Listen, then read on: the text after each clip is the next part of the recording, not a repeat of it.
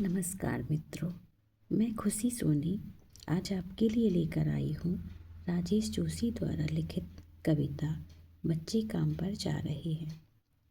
चलिए पहले कवि के बारे में जान लेते हैं। राजेश जोशी का जन्म सन 1946 में मध्य प्रदेश के नरसिंहगढ़ जिले में हुआ। उन्होंने शिक्षा पूरी करने के बाद पत्रकारिता शुरू की और कुछ सालों का अध्यापन किया। राजेश जोशी ने कविताओं के अलावा कहानियाँ, नाटक, लेख और टिप्पणियाँ भी लिखीं। साथ ही उन्होंने कुछ नाट्य रूपांतरण भी किए।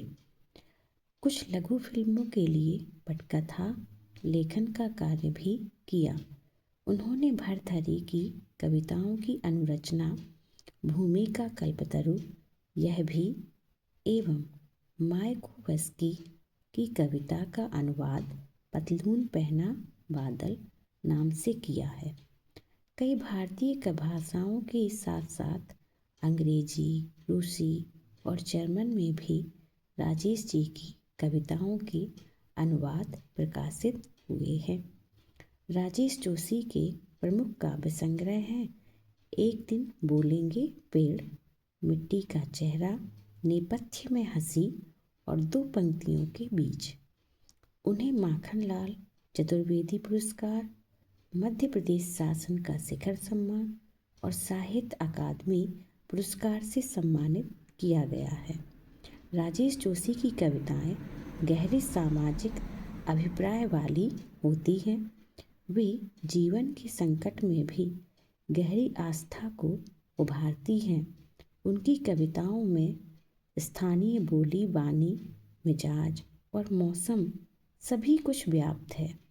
उनके काव्यलोक में आत्मीयता और लयात्मकता है तथा मनुष्यता को बचाए रखने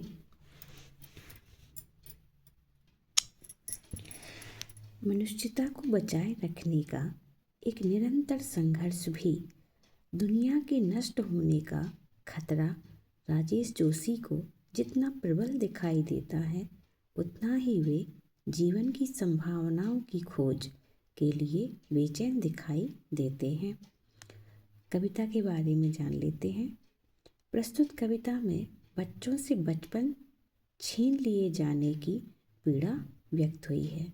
कवि ने उस सामाजिक आर्थिक विडंबना की ओर इशारा किया है जिसमें कुछ बच्चे खेल, शिक्षा और जीवन की उमंग से वंचित हैं।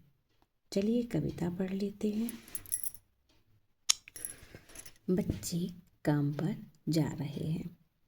कोहरे से ढकी सड़क पर बच्चे काम पर जा रहे हैं।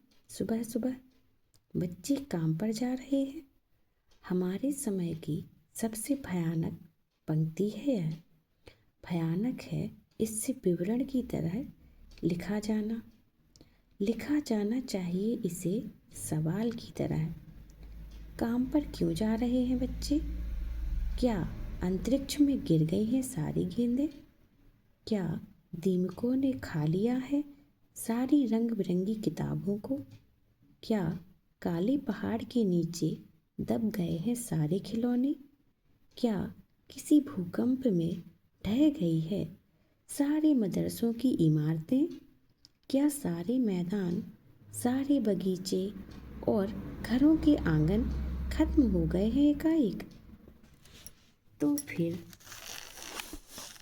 बचा ही क्या है इस दुनिया में? कितना भयानक होता अगर ऐसा होता। भयानक है लेकिन इससे भी ज़्यादा यह कि है सारी चीज़ें हस्ब मामूल, पर दुनिया की हजारों सड़कों से गुजरते हुए बच्चे, बहुत छोटे छोटे बच्चे काम पर जा रहे हैं। आज की वीडियो में इतना ही। मिलते हैं अगले वीडियो में।